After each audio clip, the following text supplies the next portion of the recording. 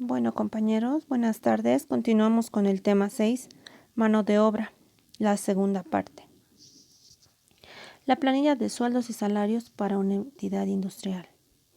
En la planilla de sueldos y salarios de una industria se toma en cuenta disposiciones legales vigentes, leyes laborales, impositivas y la seguridad social relacionados con un contrato de trabajo, bonos, horas extras, descuentos, aportes laborales, subsidios, beneficios sociales, etc. Y todos estos deben ser registrados contablemente. El salario base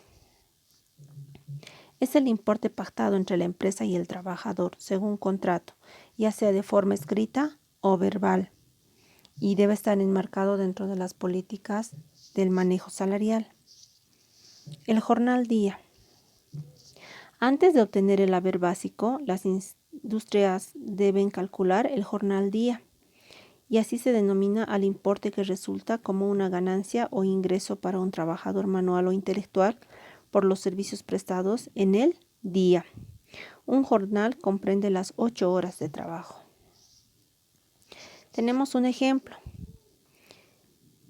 El salario base del obrero Manuel Conde de Industrias Palmito alcanza bolivianos 1.800. Si nosotros hacemos los cálculos, verificamos que en el año nosotros tenemos 52 semanas. Entonces debemos sacar cuánto equivale un mes, cuántas semanas. Ahí dice, ¿no? Que 12 meses tiene 52 semanas.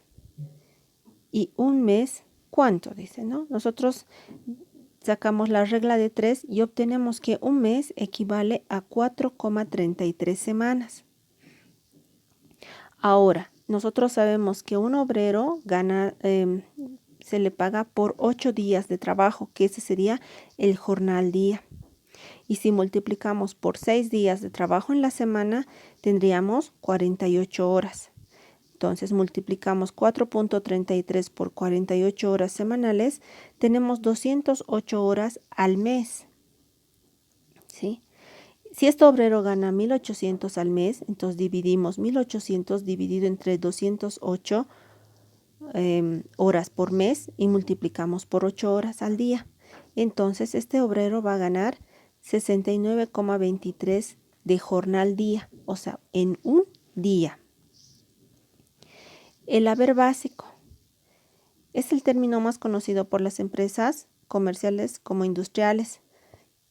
Es el monto que deben pagarse por lo que se había quedado en la empresa.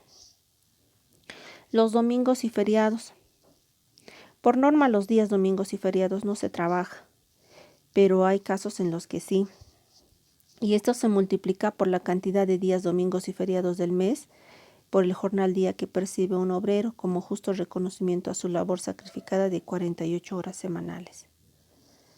Hay industrias que por su producción que es continua no pueden parar, permanecen en funcionamiento sus equipos y maquinarias, entonces se hacen turnos de 3 turnos en el día de 8 horas, ¿no? Para cumplir las 24 horas del día. Las horas extras. Quiere decir que los empleadores deben pagar el doble de jornal u hora ganada por el trabajador en un horario normal, ¿no? En la actualidad, estas empresas industriales requieren de trabajadores más competitivos o un personal muy especial que debe trabajar en horas fuera de los normales, y esto se llama horas extras.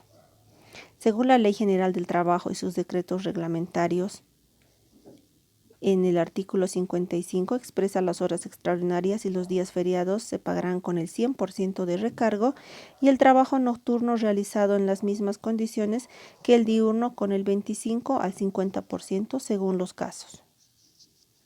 Un ejemplo. Si Luis Luján gana bolivianos 44 como jornal día, que hemos dicho que es el jornal día, es lo que gana en un día, o sea, en 8 horas.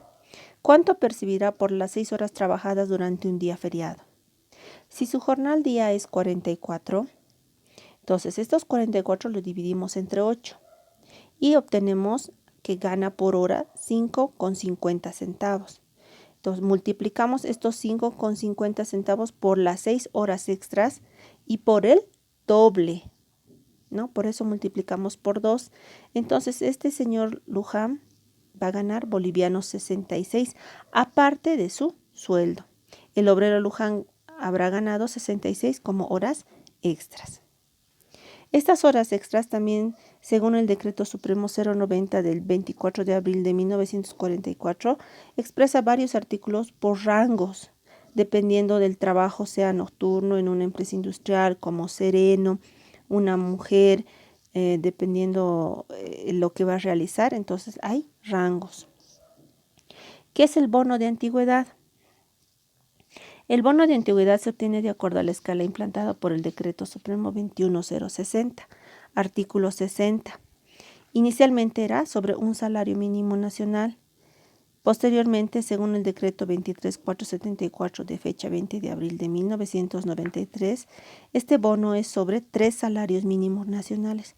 Los porcentajes vigentes a la fecha son: aquí tenemos una tablita de los tiempos por antigüedad que tiene el empleado, ¿no?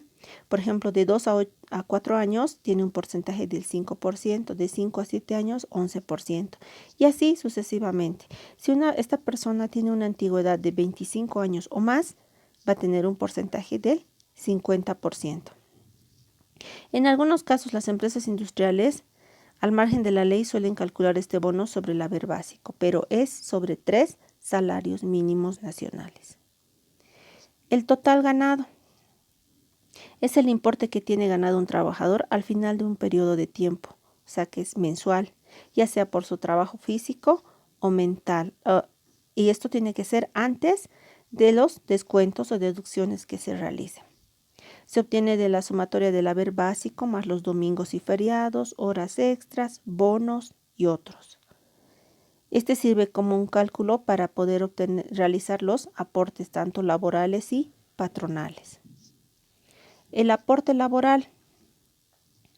Es importante hacer notar que la misma ley de pensiones implanta el aporte nacional solidario para aquellos que perciben un total ganado mayor a bolivianos 13.000, a 25.000 y 35.000, con un porcentaje del 1%, 5% y 10%.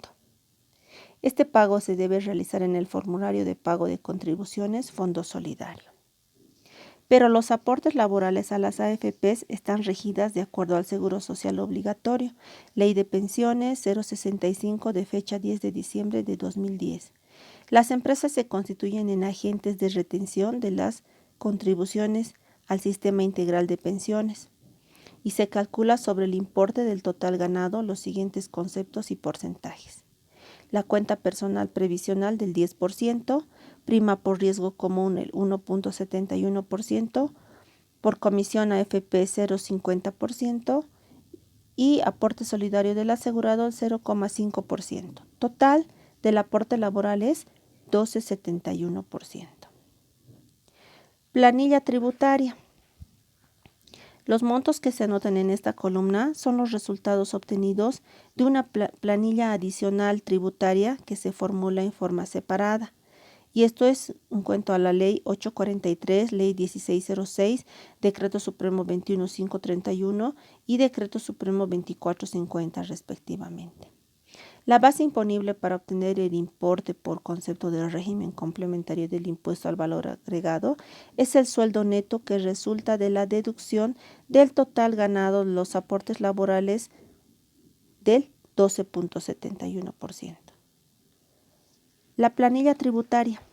Esto se elabora en columnas, pero podemos obtener nosotros el resultado de esta manera también. Ejemplo, si X dependiente tiene un total ganado de bolivianos 8.120, ¿cuál será el importe que deberá retener la empresa por concepto del RC-IVA dependientes en la planilla correspondiente? Este empleado gana 9.840 y sus aportes laborales descontamos el 71% es 1.250,66. Entonces su sueldo neto va a ser 8.589,34.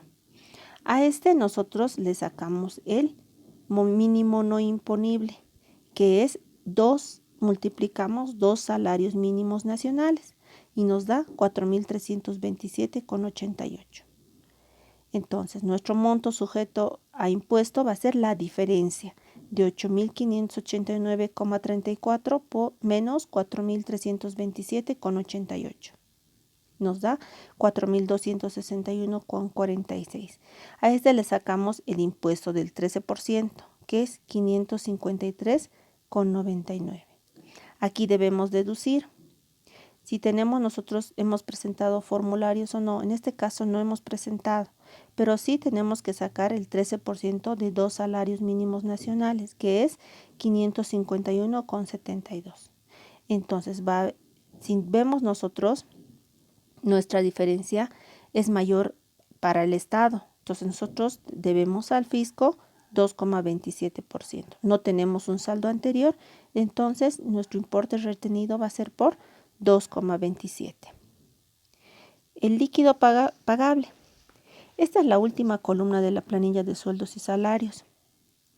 Es un resumen de una serie de operaciones en el lapso de tiempo de donde se han realizado las sumas de las horas extras, domingos, feriados, ¿no? Y luego hemos hecho los descuentos de los aportes laborales.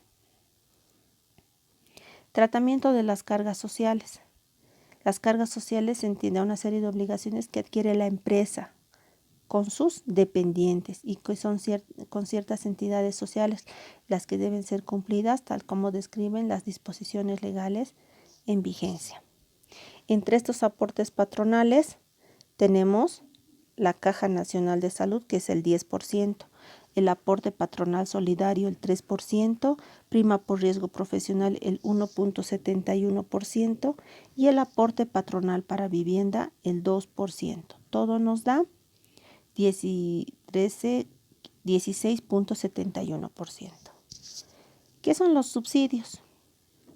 También son aportes que tienen que hacer, en este caso, los patrones, ¿no? Los dueños de la empresa.